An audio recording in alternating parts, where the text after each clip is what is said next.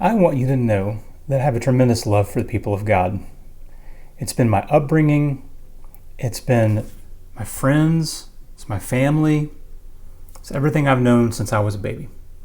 And I don't really have any kind of axe to grind. I do think we have to be realistic. And to do that, we're going to have to look at the numbers in our situation to understand where we're at, where we're going, and how to get where we need to be. Not just the numbers, really the scriptures. I think that's where the ultimate solutions are, but we're never going to really understand our current situation if we don't take a hard look at what really is there with the numbers. So I want to point back to a few numbers here that I hope will motivate us to open our eyes to see how serious our issues are and really whether or not we're able to navigate a healthy, vibrant future or not, because I'm beginning to get more and more concerned that that's not really going to be the case in churches of Christ. So, I posted a video yesterday of some data that Tim Woodruff of IMP and Stan Gramberg put together. They found that our decline had increased from like 1% a year to about 1.7% per year of members and of congregations in churches of Christ. And they predicted that that number is going to increase quickly, faster than 1.7%. And this was pre-COVID. They had no idea COVID was coming. COVID is going to make this far, far worse.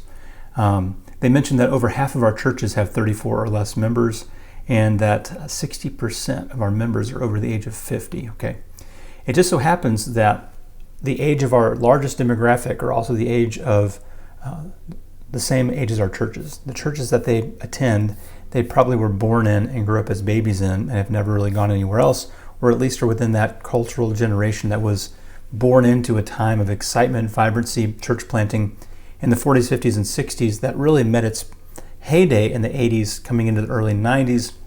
We kind of peaked out, and then we've kind of gone down from there every single year.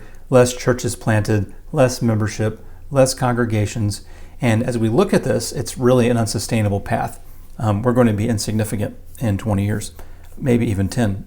I guess some could just, question whether or not we're significant at this point because we're not evangelistic and we're not making disciples and we're not planting new churches. And so there's a lot of concern that I have for this. And here's what makes my concern even greater. We have been inoculated, vaccinated against the solutions. Okay? And what I mean by that is, in order for us to do what it's going to take to move into a vibrant, healthy, growing future, we're going to have to band together. Okay? We are not historically good at that. We're going to have to partner with sister congregations in the same city to maximize our impact and resources. I have never seen that gone well. We're going to have to look outside of our walls to other people for examples of what healthy ministry looks like. Never seen that really happen well before. It's really hard to learn something from people who you don't even think are Christians. So we've been vaccinated against the solutions. We've been vaccinated against fellowshipping with other congregations. We might say, well, maybe they're really Christians or not, but we really don't want much to do with them. I don't know if we're afraid our members would leave and go to the other Church of Christ across town, or what the hesitancy of that has always been. I've never understood it. The closest I've ever come was youth group days, when youth groups would gather up and worship together on Sunday nights, like a summer youth series, and have a speaker in Florence, Alabama. That's as close as I've ever seen it as a teenager. As an adult in ministry, I've rarely seen that happen, although every town I've ever worked in has had multiple churches of Christ. So I've had relationships with other ministers at other churches of Christ in the towns that we've lived in and worked in. I've never really seen that go well. And it's going to be necessary, as 55% of our churches have 34 or less members, if we're going to launch out, branch out, plant new churches, launch new endeavors, we're going to have to pool our resources, but we've never been good at it. Okay, we're going to have to look at other types of churches to see how God is working among them, to see the possibilities. But we've never been good at that. We're going to have to turn to literature outside the Church of Christ to find best practices, and most of our members would not even ever consider that. I mean, I remember teaching purpose-driven life in a men's Bible class at a wonderful congregation, a graceful congregation, and had people come up to me saying, why on earth are we studying a book by someone who's not Church of Christ, right? And maybe that's dwindling. I hope it is, as access to resources has just become a lot more prevalent. I hope that that's changed, but I don't know if it has. And if our leadership is risk averse and confrontation avoidant, then even one or two or three members who voice strong complaint are going to sway the direction away from solutions. So we have a leadership culture that's fear driven and conflict avoidant. You are never going to grow with that combination. You are never going to start new endeavors with that combination, right? And what I'm talking about here, I'm not talking about go do something unfaithful. We're not even making disciples. Like Jesus said to go make disciples. We're not even planting churches. Like, look at the book of Acts. They were planting churches. We're not even doing what they did in Acts while claiming to be a church in Acts. So all I'm saying is, let's get serious about what Jesus actually said and what the early church actually did, and maybe we'd actually see some growth. But in the meantime, we're going to have to look outward. We're going to have to see what other people are doing. We're going to need to walk alongside some people and be mentored by people of other fellowships and ministry and discipleship and church planting, and we have Church of Christ resources in that. But you see, what ends up happening is the churches who need this are far more conservative, it seems, than the organizations. And so the organization kind of gets a black eye and in the eyes of those who really need to be putting their resources together to start new endeavors, but they're not even willing to turn to our people to learn how to do that. They're not even willing to turn to Kairos or Mission Alive to learn how to do that. And that is a woeful mistake. It's a woeful mistake. Here's the other problem. I said, we're planting like 9 churches a year. We're losing 120, 115 a year or something like that, right? So it's like a net 95 or some odd churches that, we're losing churches far faster than we're gaining churches. And again, that number is going to increase. But here's another huge concern. When people from Churches of Christ go out to plant churches, they often do it without the name Church of Christ on it.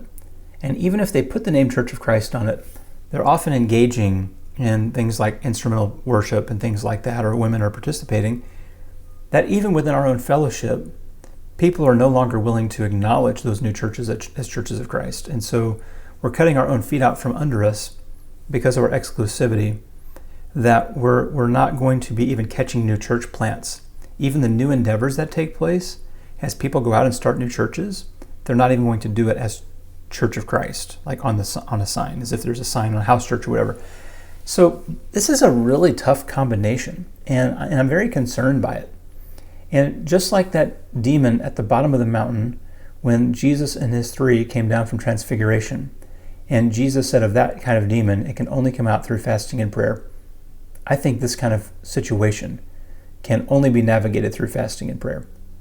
And so I would like to call upon us all to really pray for the future of our congregations, for growth, for vibrancy. But here's the deal. We are such a logical movement that we have put our faith in our logic more than our Lord in many instances. And what ends up happening is you end up having God in such a tight box that you are not able to engage in the things that God is calling you to, because you don't even believe God calls. I've heard that. I didn't even know if I was in graduate school studying theology in my early 20s. I didn't even know if I was called to that. Like, in retrospect, I see that God did call me to that. I would have never called it that when I was 24, and I was fairly open-minded at that point in time. I had just been vaccinated against that idea. I'd been vaccinated against the idea that we're witnesses. The more I've walked with Jesus, yeah, indeed I'm a witness. I can witness to the things that Christ has done in my life and the amazing, marvelous, powerful ways the Holy Spirit has worked. I'm a witness of that. But we shunned that language because it was outsider language. Folks, if the solution to the disease was from within, you wouldn't need the vaccination. If your own white blood cells could fight this thing off, you wouldn't need the vaccination. The vaccination comes from the outside, and it has to be introduced into the body in order for the body to learn, to grow, and to be able to handle difficult things that it could have never handled otherwise. So as we look to the future, we need to understand that some of our philosophy and core DNA, not biblical things, binding tradition, theological inconsistencies, things like that, petty and picky arguments over minutia and areas of silence. This kind of thinking has really hamstrung our movement. And it's at the heart and soul of why we're in decline and why we may never turn the ship. Because we have been taught things. We're anti-vaxxers, okay? Church of Christ, we're anti-vaxxers. We don't want any outside influence to come into the body that would alter the way things are. Because we believe that our body is an integrated whole that needs no help from the outside. And so we're unwilling to read literature from someone that's not Church of Christ. We're unwilling to talk to people, to learn from people. Because when we entered into evangelistic conversations with the denominations, we believed we were smarter than them. We believed we knew more than them. We believed we had better answers than them.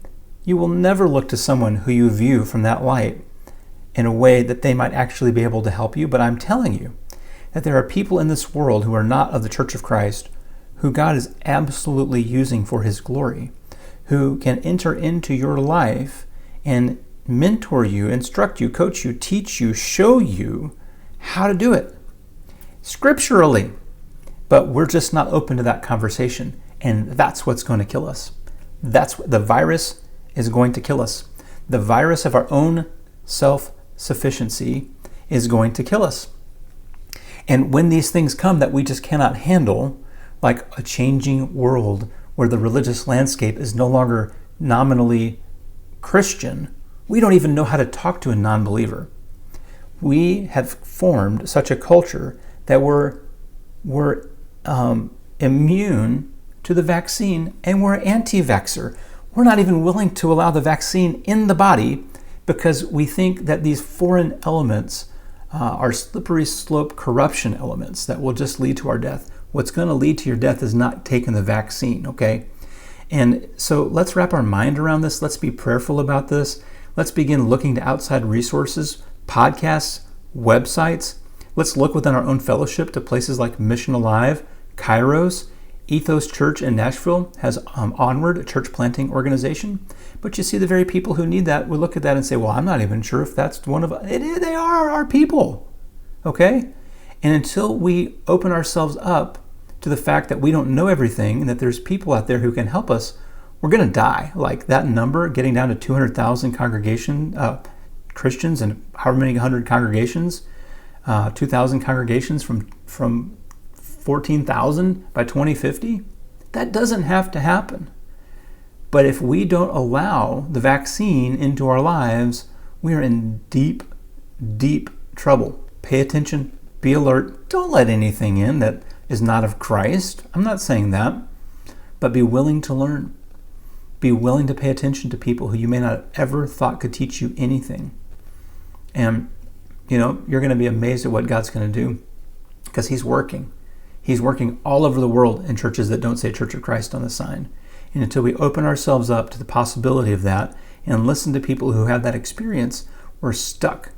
We are stuck. Now, the alternative to that is this. I will give you an alternative to listening to the denominational world. It's this. Go back to the Bible and do what it says. Jesus said, make disciples. We're like, well, we're a faithful church, but we don't make disciples. How are you a faithful church that doesn't make disciples? Just go do what He said. And if you don't know how to do it, go to New Day, go to Renew, go to discipleship.org. Learn, talk to somebody, get coaching. You don't know how to plant churches, go to Onward, go to Mission Life, go to Kairos, talk to these people and see how to get started, get their principles. They're biblically based principles. We don't have to shrivel up and die. We don't have to roll over. But in order to have, and this is the last piece here that has insulated us from the solution. If we are not willing to ruffle feathers, we will die. Period. Okay? Read Acts, for goodness sake. Read the Gospels. Jesus ruffled feathers. The kind of feathers, there are feathers that should be ruffled. Don McLaughlin talked about this at Pepperdine 3 years ago. I forget when, a couple years ago. He's right. There are feathers that need to be ruffled. The feathers of complacency. The feathers of wrong focus. those need to be ruffled, then they need to be rearranged. And if people can't handle it, they need to be gently walked along and brought along. And if they still can't handle it, then maybe they need to look to some place where they can go and close the doors on a congregation 10 years from now. It doesn't have to be your congregation, okay? And when you do that, God's going to open up the door to so many new people that you can't even imagine as you begin to make disciples and you begin to multiply and you begin to put into effect biblical strategy and mission. Watch God make it grow. They say, one plants, one waters, but only God makes it grow. But we're not planting or watering. We're not even planting or watering our own kids. We're not discipling our own children. We're discipling one person a year, or half a person a year, however that works. You only get them halfway in the water or something. And that's problematic. Now, last thought, and this is a tough one. I'm going to use a word that you may not like and that you are going to be skeptical with me about, and because I was skeptical on this at first. It's the word or the phrase corporate repentance. Okay. I still struggle with this term a bit because not everybody is to blame. But we have developed such a pervasive culture that is so immune to the cure because we've cherry-picked the scriptures and placed certain scriptures in higher importance than other scriptures. For instance, the marks of a faithful church are that you take the Lord's Supper every week, that you sing a cappella, that you don't mix 2 acts of worship at the same time, that you have all 5 acts of worship at one time, you have a plurality of elders, things like this. And there is no such thing in any of that conversation that the mark of a true church is a church planting church, even though we see it in Acts, that the mark of a true church is a church that makes disciples, even though Jesus commanded it and the early church demonstrated it by example. Why are those not marks of the true church? Because we've cherry-picked which things, and we cherry-picked the things that fit our model rather than the things that we weren't really doing. And that's highly problematic. So we're going to have to go back to the scriptures and go to the people who have the solutions, begin knocking on all the doors and just begin to pray. Here's where it started for me. 2 years ago, I asked God. I said, God, I am convicted that I need to be making disciples, but I'm going to be honest with you. As you know, Lord, I don't know what I'm doing.